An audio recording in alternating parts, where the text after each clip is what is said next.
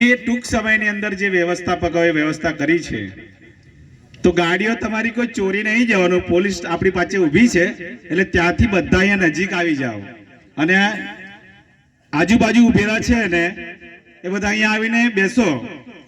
તમે જેને સાંભળવા આવ્યા છો ને ખરેખર તો થોડુંક આપણે એમની માન મર્યાદા રાખી અને જ્યાં ઊભા છો તો થોડી વ્યવસ્થાનો અભાવ પણ છે, પણ થોડા આપણે એને એડજસ્ટ કરી લઈએ. તો સાઈડમાં પણ ઊભા છે તો સામે આવી જશો. થોડું આપણને મીટિંગમાં આપણને થોડી વ્યવસ્થા લાગશે અને સાહેબ આપણી વચ્ચે કંઈક બે વાત કરશે ને તો સાંભળવું આપણે જરૂરી છે. આપણે આદિવાસી છે ખરા પણ વ્યવસ્થામાં માનીએ છીએ ને તો ઊભા ના રહેશો. મહેરબાની કરીને આપણે બધા શાંતિથી એમને સાંભળવું છે. તો આપણી પાસે તાળ તડકો અને પાણીની બધી જે આપણે જે એ છે ને જે તકલીફો પડે વેઠતા આવ્યા છે ને તો થોડી વાર આપણે કઈ સંઘર્ષ કરવું છે ને તો આ સાંભળવું પડશે, તો થોડી વાર તડકો પણ વેઠી લેવો પડશે. એટલે વારંવાર તમને માયકમાં આપણે રજૂઆત કરવી પડે ને કહેવા પડે. એ કરતા આપણી જવાબદારીને આપણે સમજીને થોડી વાર આપણે જાજમ પાથર્યું છે તો એ પણ બેસી જાઓ, આજુબાજુ જગ્યા છે ત્યાં પણ બેસી જાઓ અને આપણા સાહેબ છે આપણી વચ્ચે વાત મૂકશે. હવે આપણે સ્વાગતનો આગળનું કાર્યક્રમ ચાલશે. હાલો, ટીના દાદાએ ખૂબ સરસ વાત કરી. આપણા વિસ્તાર, આપણા પ્રશ્નો આપણે કેવી રીતના ભોગવી રહેલા છે ત્યારે આપણને સંબોધન કરવા માટે જનજાગૃતિ કાર્યક્રમ અર્થે આપણા આદિવાસી સમાજના એક મસીહા થઈને ખૂબ નાની ઉંમરમાં જે મસીહા બનીને ઉપરી આવેલો છે ને સમાજને વાચા આપી રહેલા છે અમારા મોટા ભાઈ સમાન ભાઈ શ્રી ચૈતરભાઈ વસાવા સાહેબ આપણી વચ્ચે ઉપસ્થિત રહ્યા છે અને સંબોધન કરવા માટે આવી રહેલા છે. ત્યારે તમારે આટલું વેઠવું પડશે. પેલા મિત્રોને બધાને આ બાજુ આવી જવા માટે આહવાન કરું છું. હવે સ્વાગત કાર્યક્રમ માટે સૌપ્રથમ તણખલાની જે યુવા ટીમ છે, જે અમારું યુનિયન બનેલું છે, જે કમિટી બનેલી છે, એમને હું સાહેબના સ્વાગત માટે વિનંતી કરીશ. સાથે સાથે મારી કુકડદાની જે આખી યુનિયન છે, આખી ટીમ છે, જે યુવા શક્તિ છે, એમને પણ સાહેબના સ્વાગત કરવા માટે આહવાન કરીશ. અહીં સ્ટેજ પર આવે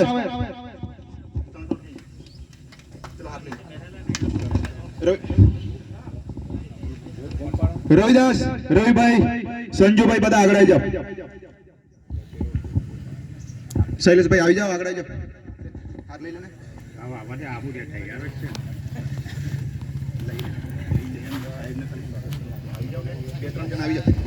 રવિદાસ જલ્દી આવી જાઓ. શૈલેષભાઈ આવો. લક્ષ્મીદાસ આવી જાઓ. શૈલેષભાઈ જાઓ ને.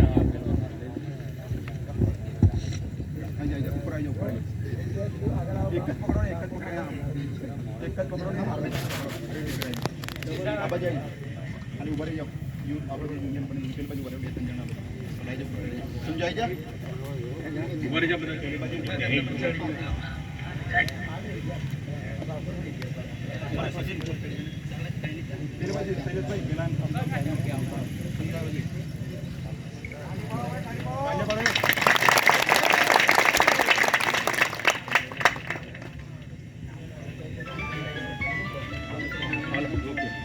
હોલ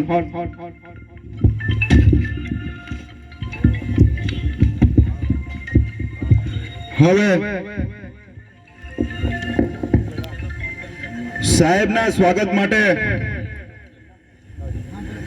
અહીંના આ ફળિયાના વડીલ એવા પ્રકાશભાઈ કાચ્છા માન્ય સાહેબ શ્રીનું સ્વાગત કરશે. બરાબર બીજા આપણા વડીલ ભરતભાઈ કાચ્છા સાહેબ શ્રીનું સ્વાગત કરશે. ભરતભાઈ, ભરત કાકા કઈ ગયા? બીજા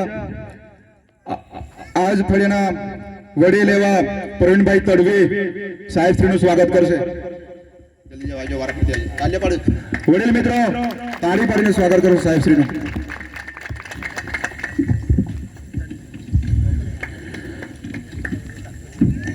બીજા નસવાડી તાલુકા પ્રમુખ શ્રી ઈશ્વરભાઈ રાઠવા સાહેબ ધારાસભ્ય શ્રી ચૈતરભાઈ નું સ્વાગત કરશે.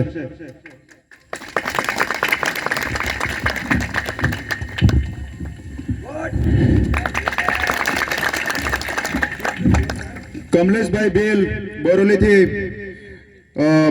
છોટા રાજપીપળા આ પ્રમુખ શ્રી નિરંજનભાઈ વસાવા સાહેબનું સ્વાગત કરશે. સંજય અમારા વડીલ અને આગેવાન રજીલાભાઈ ડુંગરાબેલ રંજનભાઈ તડવીનું સ્વાગત કરશે.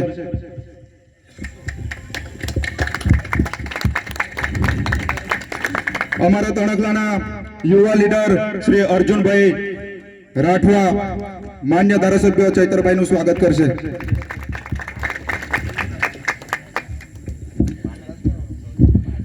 નસવાડીના ખૂબ સમાજ માટે ખૂબ સારી એવી પ્રગતિ અને સારું કામ કરી રહેલા એવા અમારા ટાઈગર શ્રી ટીનાભાઈ માન્ય ધારાસભ્ય સાહેબનું સ્વાગત કરશે. તાલીઓ પાડો. નસવાડીના ટાઈગર છે આ બે.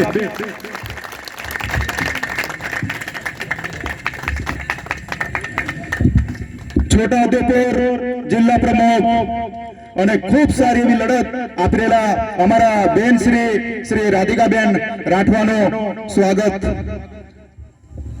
સ્વાગત અને નીરુબેન નીરુભાભી કરશે.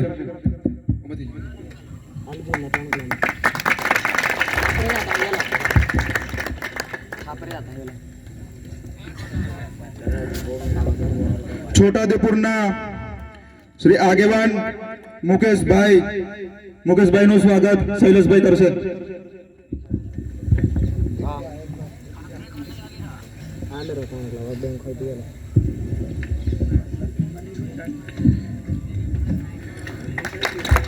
આપણા વડીલ આગેવાન નર્મદામાં ખૂબ સારી એવું કામ કરી લેવા અમારા વડીલ આગેવાન અરવિંદ દાદાનું સ્વાગત પ્રકાશભાઈ કાચા કરશે.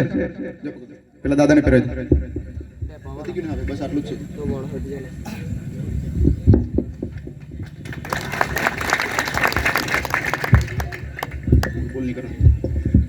જોહાર જય આદિવાસી. કાર્યક્રમને આગળ દબાવવા માટે થોડાક મારા મુદ્દા મૂકીશ, તમે ધ્યાનથી સાંભળજો.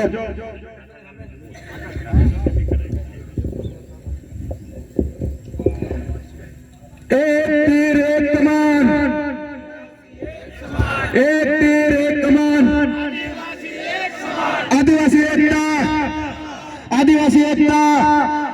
મંચ પર ઉપસ્થિત આદિવાસી સમાજના દીકરા અને ડેડિયાપાડા સાગબારાના ધારાસભ્ય અમારા યુવાઓના આદર્શ અને એમનાથી જ અમે ઘણું બધું શીખી રહેલા એવા છે અમારા મોટા ભાઈ શ્રી છોટાઉદેપુર જિલ્લા પ્રમુખ રાધિકાબેન, નર્મદા જિલ્લા ઉપપ્રમુખ શ્રી નિરંજનભાઈ વસાવા સાહેબ, રંજનભાઈ તડવી, નસવાડીના ટીના દાદા, મંચસ્થ તમામ મહાનુભાવોનો તણાગલાની ભૂમિ પર તમારા વતી અને મારી યુનિયન વતી ને મારી ટીમ વતી એમનો અહીંયા ધરતી અને આ પાવન ભૂમિ પર હાર્દિક સ્વાગત કરું છું. જોહાર. મારી વાતને શરૂ કર તમને એક સંદેશ રસિકભાઈના. જોહાર. ઉલ ગુલાલ જિંદાબાદ. મિત્રો, આ મંચ પર ઉપસ્થિત તમામ મહાનુભાવો સમાજ સાથે જોડાયેલા છે. આપણી માંગણીઓ, આપણા મુદ્દા આપણા વર્ષો જૂના છે. તમે ખૂબ નર્યા કે જોયું હશે આપણા વર્ષો, આપણા વિસ્તારમાંથી ખૂબ વર્ષો સુધી જેમને શાસન કર્યું અને આપણા વિસ્તારના સમસ્યાઓ અને આપણા પ્રાણ પ્રશ્નો જ્યારે ઉકેલાયા નહીં હોય ત્યારે સ્વાભાવિક છે બધાને તમને અમને દુઃખ થાય. વર્ષો સુધી રાજ કર્યું. આપણી માતા બહેનો રોડ રસ્તા નથી, આપણી માતા બહેનો સગર્ભ મહિલાઓના રસ્તામાં મૃત્યુ થાય છે. જર્જરિત શાળાઓ છે, અમે લડાઈ લડીએ છીએ. સરકાર મુર્દાબાદ જેવાનો નારાનો અમારો ઉપયોગ કરવો પડે છે. ત્યારે હું એમને પણ કહેવા માંગુ છું, આ યુવાઓ, આ વિસ્તારના તમામ યુવાનો ભાઈ ચૈતરભાઈ સાહેબ ના આગેવાન હેઠળ અમે બધા તૈયાર થઈ રહેલા છે. આવનારા સમયમાં તમારા અમે સફાઈ બોલાવી દેશું, તમારા સુપડા સાફ કરી દેશું. અમારા વિસ્તારમાંથી ઘણા વર્ષો સુધી રાજ કર્યો અને અમને જ્યારે ભીખ માંગવી પડતી હોય ત્યારે અમે હવે ચલાવવાના નથી. જેટલું જોર, જેટલું તમારે પ્રશાસનનો ઉપયોગ કરવો હોય તેટલો કરી લેજો, અમે પાછી પાની કરવાના નથી. મિત્રો, નસવાડીની વાત કરો, 246 શાળાઓ છે, 50% પણ ઓછા શિક્ષકો છે અને 100 થી વધારે શાળાઓમાં ફક્ત એક શિક્ષક છે. ત્યારે મેન પ્રશ્ન એ છે, આપણા બાળકો શિક્ષણ થકી જ ઉજાગર થવાના છે. ત્યારે આમની ઈચ્છા શક્તિને આપણે પારખવાની જરૂર છે. એમને ભણાવવું નથી, સરકાર જાણે છે. એમને ભણાવીશું, એમને સારી પાયાની સુવિધા આપીશું, ત્યારે ભણી ગણીને આગળ આવીશે અને જાગૃત થઈ જશે. ત્યારે રોડ રસ્તા પર ઉતરીને આપણા હક અધિકારો માંગશે. એટલે એમની ઈચ્છા શક્તિ નથી, એટલે આપણી શાળામાં બધી શાળાઓ જર્જરિત કરીને મૂકેલી છે. કેવડીની અંદર તમે જોઈ લેજો, એસોસિએશનના ગોડાઉનમાં માસ્ટરો ભણાવે છે. કેવડી મોવડીની અંદર ત્યાંના આખા મસીહા બનીને ફરતા નેતાઓને બી કેમ છો? જેટલો આ સમાજ માટે તમને વોટ આપ્યા છે, જો સમાજ માટે તમે જો કામ નહીં કરવાના હોય તો તમે સાઈડમાં ખસી જાઓ અને અમારા જેવા યુવાઓને જો લીડરશિપ કરવાની જો તક આપો, એક દાખલો ના બેસાડીએ તો આ મંચ પરથી બોલવાનું છોડી દો. ગેસવાડીની અંદર વાત કરો, ચોમાસાની અંદર ઘણી બધી રજૂઆતો આવી છે. ત્યારે અમે ગયા હતા, શાળાની અંદર ઉપરથી ટપક ટપક ટપક ટપક પાણી પડતું તો છોકરાઓ ક્યાં ભણવાના છે? સુટી ઉંમર, ખેંદા, કુપા જેવા વિસ્તારોમાં 108 ની સુવિધા નથી, રોડ રસ્તા ઠેકાણા નથી. ત્યારે અમારી માતા બહેનો રસ્તામાં મરે છે. ત્યારે તમે કેમ ચૂપ છો? તમે બીજાના જે પરપ્રાંતિ આવીને વસેલા છે એમના પાછળ તમે કરવાનું બંધ કરી દેજો, નહીં તો એમને પણ કહું છું આ મંચ પરથી, એને અમારા રીતિ રિવાજ નથી ખબર. આ આદિવાસી સમાજ આદિ અનાદિ કાળથી અહીં જીવનારો છે. અમારી સંસ્કૃતિ તમને ખબર નહીં હોય, વચ્ચે છે ને અડચણ ઉભા કરતા નહીં તો દેશું. મિત્રો, આપણા વિસ્તારની અંદર જમીનો સંપાદન કરવાની વાત આવે છે. તમે વાડિયાની અંદર અત્યારે સર્વે ચાલે છે. હવે સ્થાનિક આગેવાનોને પણ ખબર નથી શેનો સર્વે છે. ત્યારે તમને એટલી ખબર હોવી જોઈએ, તમારે એનો રિપોર્ટ કરાવવો જોઈએ, એનો ઠરાવ કરવો જોઈએ, એનો પરિપત્ર તમારે જોવો જોઈએ કે શેનું સર્વે કરે છે. આદિવાસી સમાજને અંદરમાં રાખવાની વાત નહીં કરતા હોય, નહીં તો સમાજ જાગી ગયેલો છે, તમારો સફાયો બોલાવી દઈશું. મિત્રો, વધારે સમય નથી લેવો. આપણા સાહેબશ્રીને, આપણા ધારાસભ્ય, અમારા મોટા ભાઈ એવા ભાઈ શ્રી ચૈતરભાઈ સાહેબને સાંભળવાના છે. ત્યારે આગળના વક્તા તરીકે નિરંજનભાઈ વસાવા સાહેબને હું આહ્વાન કરીશ.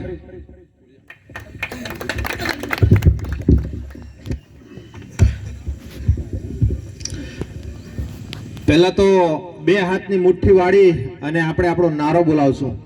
બોલો જય જોહર, જય જોહર, જય આદિવાસી. આજે તમે તણખલાની તમે ખૂબ જ મોટી સંખ્યામાં અમારી આતુરતાથી રાહ જોતા હતા, એ બદલ અમે દિલથી તમારો ખૂબ ખૂબ આભાર વ્યક્ત કરીએ છીએ અને માફી પણ માંગીએ છીએ. અમે થોડા લેટ પણ થયા છે. અહીંયા ગાડી ઉપસ્થિત એવા આપણા સૌના અને હર હંમેશ પ્રજાના અવાજ ઉઠાવતા, એ ગમે તે સમાજના નાના મોટા પ્રશ્નો હોય અને ગમે ત્યારે પણ નાના મોટા કાર્ય કરતા ઓની જે રજૂઆત આવે અને હંમેશા પ્રજાની સમક્ષ ઉભા રહેતા હોય એવા આપણા સૌના લોક લાડીલા ધારાસભ્ય માટે પહેલા તો આપણે એમને જોરદાર તાળીઓના ગણગણાટથી એમને વધાવી લઈએ. આપણા જિલ્લાના પ્રમુખશ્રી એવા રાધિકાબેન રાઠવા, તેમજ આપણા વકીલ સાહેબશ્રી એવા રંજનભાઈ, તેમજ તમામ પદાધિકારીઓનો હું આજે દિલથી ખૂબ ખૂબ આભાર વ્યક્ત કરું છું. આજે આપણા વિસ્તારમાં આજે ઘણા બધા નાના મોટા પ્રશ્નો છે.